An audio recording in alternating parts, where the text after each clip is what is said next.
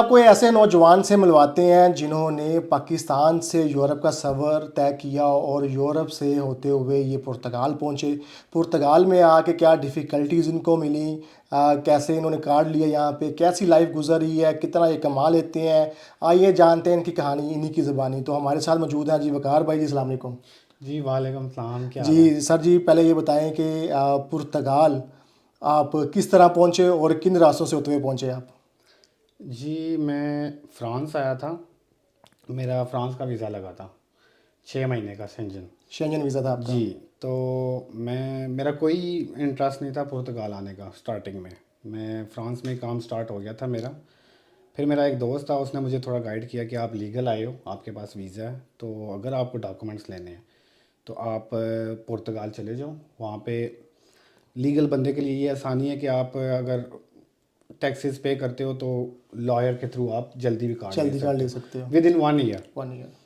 तो मुझे make sure नहीं था, लेकिन मैंने लोगों से पता किया तो उन्होंने कहा जी वाकई अगर लीगल एंट्री है आपकी तो आपके डॉक्यूमेंटेशन आपके जल्दी बन सकते हैं। 6 टैक्स के बाद आप ना 6 टैक्स अप्लाई कर से। सकते हैं। हालांकि इवन के मेरा कोई जानने वाला पुर्तगाल में पुर्तगाल में नहीं नहीं था। था। फ्रांस में तो लोग थे लेकिन पुर्तगाल में कोई बंदा भी नहीं था। तो बस अल्लाह पे आसरा था और आ गए हैं पुर्तगाल में। पुर्तगाल आए हैं, खुद ही बेड स्पेस ढूंढी है आके इधर हमने। स्टार्टिंग में होटल में रहे हैं, काफ़ी ख़र्चा भी हुआ, लेकिन फिर यह है कि आसानी पैदा हुई कि एक जगह पे हमें बेड स्पेस मिल बेड गई। स्पेस मिल उसके गई। बाद लकीली किस्मत अच्छी थी कि पहले वीक में ही ना काम मिल गया, और वो भी अच्छा 4 स्टार होटल में। अच्छा। खुद ही अप्लाई किया, सीवीज दी आगे पीछे, फैक्ट्रीज़ में, होटलों में लोगों ने थोड़ा गाइड किया। अल्लाह 1 वीक मुझे एक 4 स्टार होटल से जो है ना ऑफर आ गई। ईमेल आ जाती है कि भाई हाँ वैकेंसी है, अगर आपने जॉब करनी है तो उन्होंने ऑफ़र लेटर हमें भेज दिया, ठीक तो है। आप जो है ना नेक्स्ट वीक आके इंटरव्यू दे सकते हैं। तो मैं चला गया नेक्स्ट वीक और इंटरव्यू दिया, और लकीली उन्होंने मुझे हायर कर हायर लिया। कर लिया। और अच्छा पैकेज दिया उन्होंने मुझे, अकोमोडेशन भी दी, फूड अलाउंस भी दिया, इवन के फूड भी 3 टाइम का होटल से ही था। कितनी स्टार्टिंग में सैलरी उन्होंने ऑफर की, कितना पैकेज बन जाता था रफली। जो बेसिक सैलरी उस टाइम उन्होंने मुझे ऑफ़र की थी वो 760 थी। 760। और उसके बाद जो फूड अलाउंस था वो 100 और 7 यूरोज़ जो था ना वो ठीक है, फूड फुल अलाउंस अलाउंस था। था। अकोमोडेशन की भी उनकी होटल की थी, होटल की फ्री थी। और फूड भी उन्हीं का था। होटल की तरफ से था। मींस लॉन्ड्री भी आपकी होटल की तरफ से, कपड़े हर चीज़ वो होटल फ्री ऑफ वालों ने कॉस्ट थी करवाई, वो बिल्कुल होटल की फ्री ऑफ तरफ से। कॉस्ट थी। तो वहाँ पे काम शुरू कर दिया। तो जब मेरे ऑलमोस्ट 5 टैक्स 5 महीने मैंने वहाँ पे काम किया, 5 टैक्स मैंने पे किए हैं।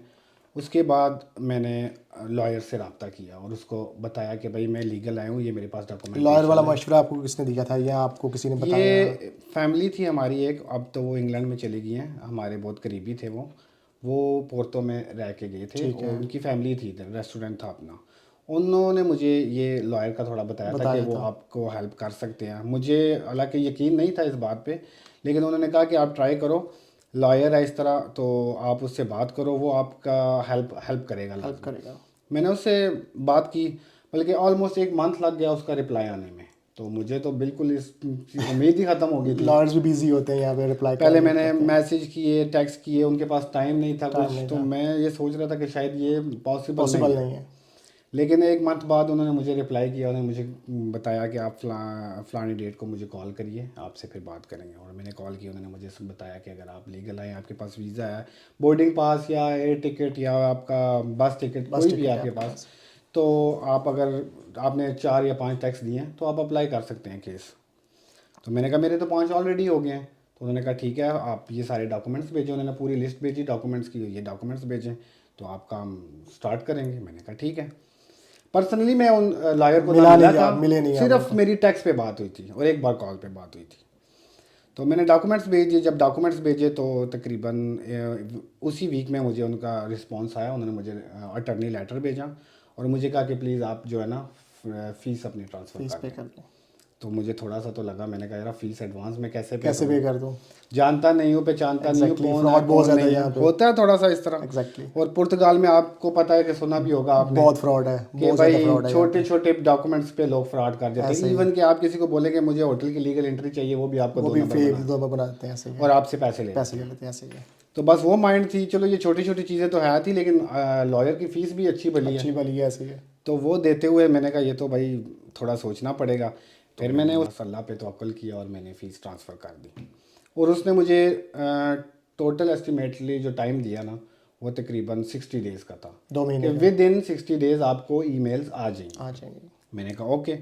मैंने उनको मैसेज नहीं किया। अभी तकरीबन 3 वीक्स हुए, 3 वीक्स भी कंप्लीट नहीं होते, 18-19 दिन हुए थे मेरे केस देते हुए, मुझे दिए हुए उस लॉयर को।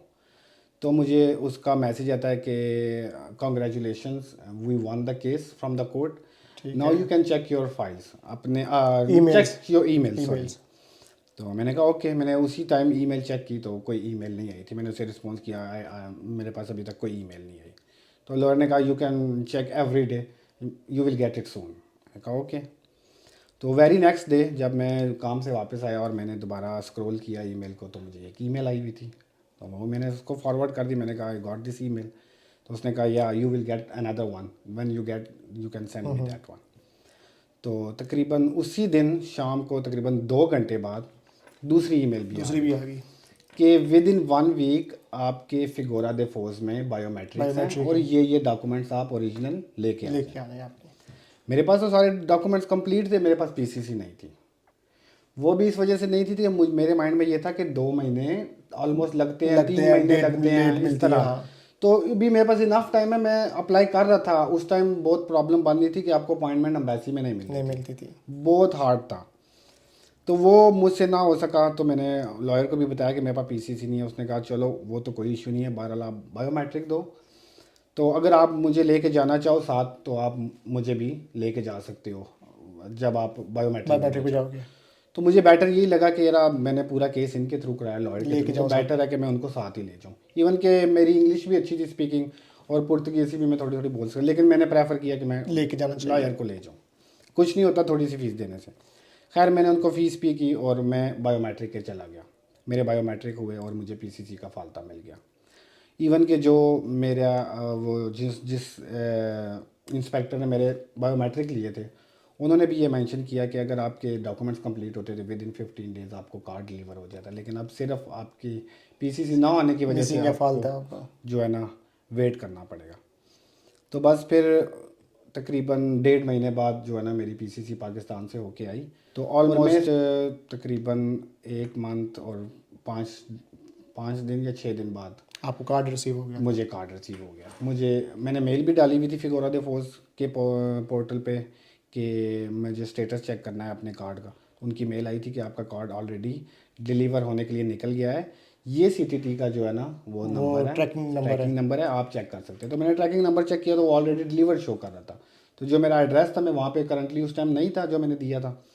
तो मैं जब वहाँ पे गया तो उन्होंने मुझे कार्ड उसी टाइम दे दे दिया। दिया। उस टाइम मुझे कार्ड लिया तो बहुत खुशी हुई, थैंक यू किया मैंने लॉयर का भी।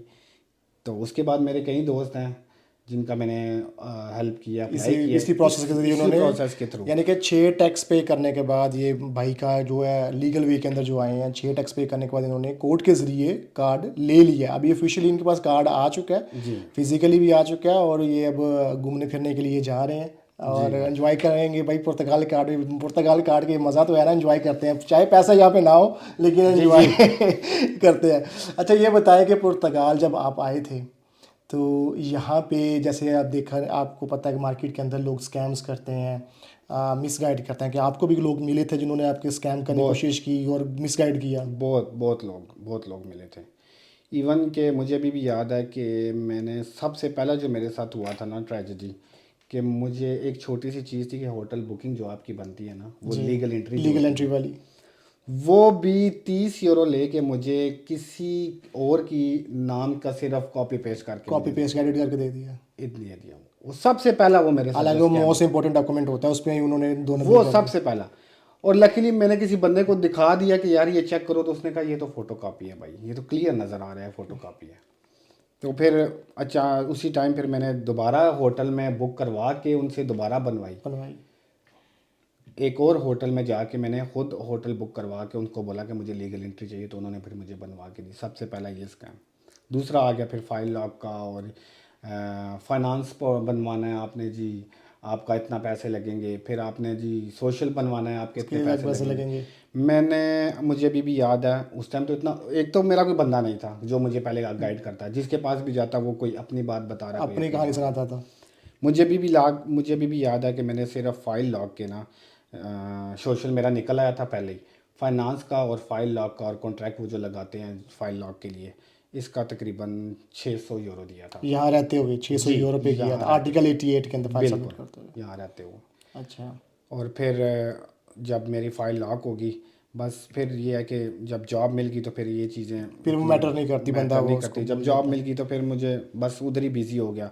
माइंड में यही था कि यार 2 साल 2.5 साल लगने हैं। जिससे भी बोलो वो यही कहता था कि भाई आप लीगल हो इलीगल हो एक ही खाता है। है, एक दो ढाई एक साल वही है, वो गधा घोड़ा एक ही लाइन में लगा देते हैं सबको, 2.5 साल आपके लग जाने लग हैं। जाने हैं।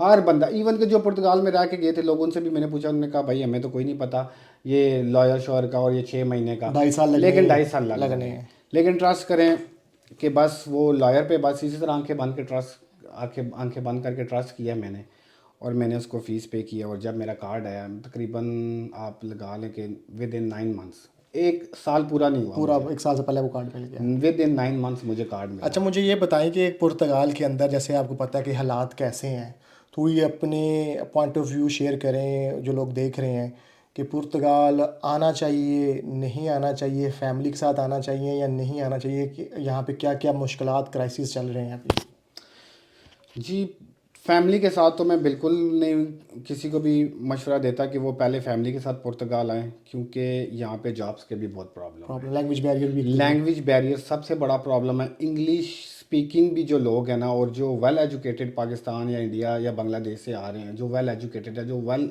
इंग्लिश स्पीक और लिसन कर लेते हैं, उनके लिए भी यहाँ पे मतलब अगर वो सोचे ना कि यार वो सोच कहते हैं कि हम इंग्लिश बोल लेते हैं तो हम वहाँ जाएंगे तो शायद हमें अपॉर्चुनिटी मिलेगी, बिल्कुल भी नहीं मिली। मुझे खुद इंग्लिश बहुत अच्छी आती है, मैं काफ़ी कंट्रीज़ में रह के आऊँ, लेकिन जब मैं यहाँ आऊँ और मैंने ये देखा है कि यहाँ पे भाई डिफरेंट ही इंग्लिश दुनिया है। कोई कोई मैटर ही नहीं करती। अगर आप कितनी भी इंग्लिश बोल लेते हैं, कितने भी वेल एजुकेट हैं आप, आपको कोई जॉब नहीं जॉब्स यहाँ नहीं पे मिलती मिलनी, हैं, बिल्कुल मार्केट में भी नहीं जॉब्स मिलनी। नहीं है। और एंड पे आपने आके यही देखना है कि भाई एग्रीकल्चर का काम मिल जाए तो बस मेरे टैक्स चले जाए, टैक्स किसी चले तरीके जाए, से गुजारा हो जाए बस। बस गुजारा हो जाए।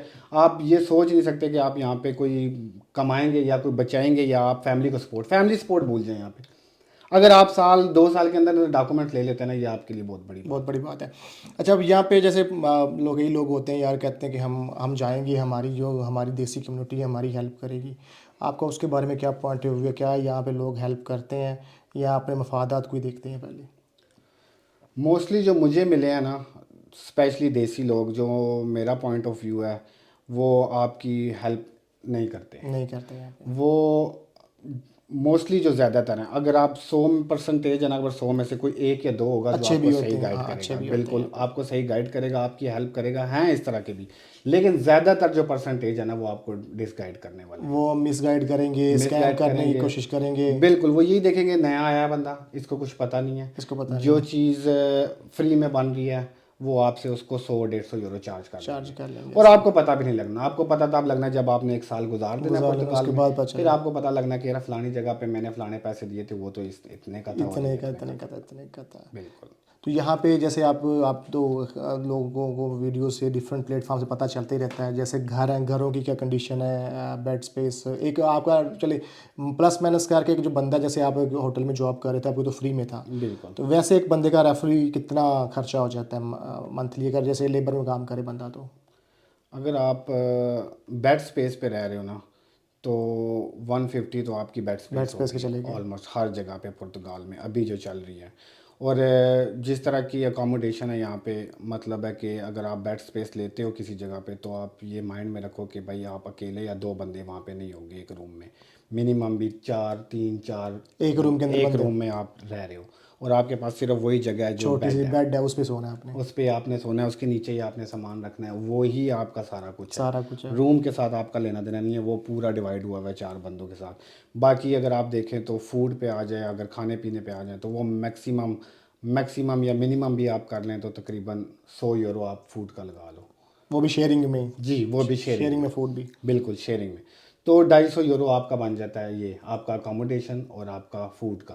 बाकी आपका अपना खर्चा निकाल के वो डिपेंड करता है आप किस तरह यानी कि लगाते बंदा हो। 300-400 यूरो का बंदे का खर्चा हो जाता मतलब है। इतना आपका खर्चा हो जाता है। और आपकी सेविंग्स तकरीबन यही है कि आपने, अगर आप किसी फैक्ट्री में या किसी होटल में जॉब कर रहे हो तो आप 400 या 500 तक सेव कर सकते जितनी सैलरी यहाँ पे मिनिमम मिलती है लेबर को, जो हमारे लोग जैसे हमें मिलती है, बेसिकली हम लेबर में ही आते हैं, तो क्या इतनी सैलरी में पाकिस्तान में अपनी फैमिली को सपोर्ट करना, मैनेज करना इजी है, मुश्किल है? हैं। बहुत मुश्किल है, बहुत ही मुश्किल है। यानी कि फैमिली नहीं आप मैनेज कर नहीं, पाते, नहीं सपोर्ट इतनी कर सैलरी के अंदर सपोर्ट नहीं कर नहीं, पाते? बहुत यानी कि बहुत आप 700 यूरो कमाते हैं, 400 यूरो अपना खर्चा, 200-250 यूरो में क्या आप सपोर्ट करोगे? नहीं सपोर्ट कर सकते सर। मैं अभी बता रहा हूँ ना कि मैंने डॉक्यूमेंट्स तो बनवाए हैं। मैंने इस पूरे साल में अगर आप कहें तो मैंने पाकिस्तान में कोई पैसे नहीं। 1 रुपया भी नहीं भेजा? हाँ, मेरा डॉक्यूमेंट्स बन गए, मेरा मुझे यहाँ का ड्राइविंग लाइसेंस मिल गया, मैंने एक्सचेंज करवा लिया। मतलब इस एक साल तो अभी कंप्लीट नहीं हुआ, तकरीबन 9-10 महीनों में मुझे सिर्फ और सिर्फ डॉक्यूमेंट्स मिले हैं यहाँ के। अब आगे अपॉर्चुनिटीज़ आपके पास आ सकती हैं। अब मैं सोच रहा हूँ कि अब मैं मतलब सोचूं कि अब मैं मतलब आगे मैंने क्या करना है, पैसा कमाना है, जॉब करनी है, बिजनेस करना बिजनेस है, करना है, क्या करना है। अब मेरे पास अपॉर्चुनिटीज अपॉर्चुनिटीज़ आ है। गई और हैं। कम से कम मेरा माइंड जो है ना वो अब टेंशन फ्री है कि मेरे पास डॉक्यूमेंट्स हैं। मैं डॉक्यूमेंट्स हैं। इजीली किसी भी कंट्री में भी जा सकता हूँ। अभी किसी मतलब ऊबर चला सकता हूँ, कोई बिजनेस कर सकता हूँ, मतलब बहुत सारी अपॉर्चुनिटीज़ आ गई हैं अब आपके मेरे पास, पास अपॉर्चुनिटीज है बस। तो ये जी पुर्तगाल के हालात, जैसे आपको पता है, ये भाई के साथ हम आज बैठे हुए हैं, आपसे इनकी जो स्टोरी आपके साथ शेयर करवा दी हमने कि इन्होंने भी 6 टैक्स के बाद अपना रेजिडेंस परमिट लिया है। लीगल वाले 6 टैक्स के बाद और इलीगल वाले 12 टैक्स के बाद ले सकते हैं। तो जो इनका पॉइंट ऑफ व्यू था पुर्तगाल के हवाले में, ये यंग है, हर बंदा यंग स्टेज में आता है। जो मैच्योर लोग फैमिलीज़ के साथ आ रहे हैं, उनके पास बैकअप होता है, तो वो ज़्यादा पैसे, यानी मोस्टली गल्फ साइड से लोग मूव करके आ रहे होते हैं, तो उनको फ़र्क नहीं पड़ता। अच्छा मुझे ये बताएंगे, आजकल जो सिस्टम चल रहा था, एक चीज़ हम भूल ही गए कि लोग कहते हैं कि 3 यूरो में फाइल लॉक करवाएंगे, पॉसिबिलिटी है इस चीज़ की? 3 यूरो में? 3 यूरो में फाइल लॉक करवाएं या जुनता बनवाएं 3 यूरो में, ये भी ज़्यादा रोशनी डाल दे थोड़ी, क्योंकि सोशल मीडिया पे काफ़ी कन्फ्यूजन है, लोग मिसगाइड करते हैं और उसी चक्कर में यहाँ पे आकर जलीलो ख्वार हो जाते हैं। क्या 3 यूरो में पॉसिबल है कुछ करना यहाँ पे? 3 यूरो में भाई पानी की बोतल नहीं मिलती यहाँ पे। ये 3 फाइन लॉक तो बहुत दूर की बात है। बात है। आप जुनता नहीं बनवा सकते 150 यूरो से कम। 150 मिनिमम, इतना इसका रेट चल रहा है जुनते का। मैं जब मेरे पास फिंगर थे और मेरे पास उस टाइम जुनता नहीं था, तो यकीन करें मैं लोगों की मिन्नतें तरले कर रहा था 150 यूरो उठा के भी कि भाई मुझे जुनता दे बनवा दो। दे, लेकिन मेरा जुनता नहीं बन रहा था जी। 4 दिन लगेंगे, 5 दिन लगेंगे, 6 दिन लगेंगे, 3 दिन लगेंगे, इस तरह मुझे लोग बोल रहे थे। कोई 200 बोल रहा है, कोई 250 बोल रहा है। क्या है जी, बंदे की मजबूरी है। मजबूरी है, सही है। हालांकि जुनता कोई इतनी बड़ी चीज़ बड़ी चीज़ नहीं है यहाँ पे अब नॉर्मल। मैंने अपना खुद घर लिया है और उसका मैं रेंट खुद पे कर रहा हूँ। मुझे पता है अब जुनता कितने का बन रहा है या कितने का हो रहा है। लेकिन मैं बता रहा हूँ कि भाई जब लोगों ने जब लेने थे ना, तो इतने पैसे भी ले लेते हैं लोग एक जुनता बनवाने के, एक आपका एड्रेस चेंज करवाने के, एक आपको ईमेल दिलाने के भी पैसे ले लेते हैं यहाँ पे। पैसे ले लेते हैं, यानी कि फ्री वाला काम कोई भी नहीं है यहाँ नहीं, पे। नहीं, जो यहाँ पे कहते हैं जी फ्री में ऐसा करें वैसा करें, वो ऐसा कुछ भी नहीं है यहाँ पे, ठीक है। तो काफ़ी लोग जो देखे, मैंने हमेशा वीडियोस में भी कहता हूँ कि कोई भी फ्री में विदाउट कोई उसका अपना ज़ाती मफाद आपके साथ ना हो तो आपकी कोई हेल्प यूरोप के अंदर नहीं करेगा, चाहे आपका कितना भी सगा क्यों ना हो यहाँ पे, और वो आपका स्कैम करेगा और आपको जलीलो ख्वार करेगा। तो ये थी जी आज की वीडियो। उम्मीद करता हूँ आपको काफ़ी इन्फॉर्मेशन मिली होगी इस वीडियो से। भाई का भी पॉइंट ऑफ व्यू मिल गया होगा, मेरे पॉइंट ऑफ व्यू देखते रहते हैं, लेकिन हर बंदे का अपना पॉइंट ऑफ व्यू होता है। तो उन्होंने अपनी स्टोरी आपको शेयर कर दी कि 6 टैक्स के बाद लिया पुर्तगाल कैसा है, पुर्तगाल के हालात कैसे हैं, पुर्तगाल में अपनी फैमिली को सपोर्ट कर सकते हैं या नहीं कर सकते।